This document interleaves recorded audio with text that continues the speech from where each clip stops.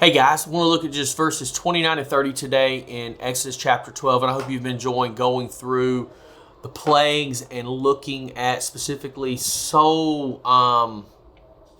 so much time looking at the Passover and this plague of the firstborn. It's so important, not only in history and in the history of the nation of Israel, but it's also so important to us because of what the Passover represents. But now here is the actual plague itself in verse 29. And that night at midnight, the Lord struck down all the firstborn sons in the land of Egypt, from the firstborn son of Pharaoh who sat on his throne to the firstborn son of the prisoner in the dungeon. Even the firstborn of their livestock were killed. Pharaoh and all his officials and all the people of Egypt woke up during the night, and loud wailing was heard throughout the land of Egypt. There was not a single house where someone had not died. So the Lord strikes them down. Now, God had really predicted this going back to Exodus chapter 3 and chapter 4.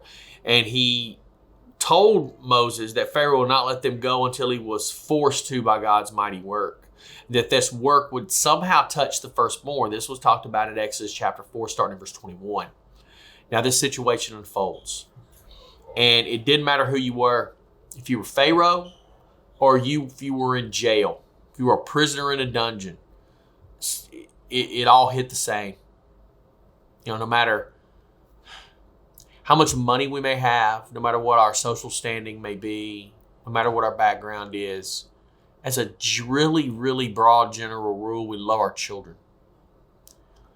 And it doesn't matter if you're the CEO of a Fortune 500 company or whatever you may do. It hurts. And this hurt this nation. They were broken by it. And this plague was really directed against two gods. We've talked about gods and the effect the plagues had upon how the Egyptians would view them. The first was Osiris. He was the giver of life. So this hit at Osiris, one of the most, in their minds, powerful gods in their pantheon. And it also hit against Pharaoh. Pharaoh himself was considered a god. His household was touched by this. The firstborn of Pharaoh died.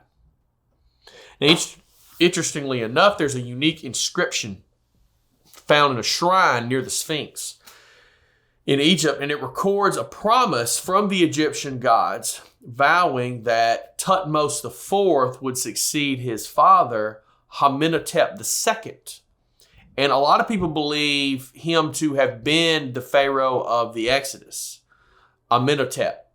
So this is unique in Egypt because it was just kind of seen as common that something so natural would happen that the eldest son would take over and become Pharaoh.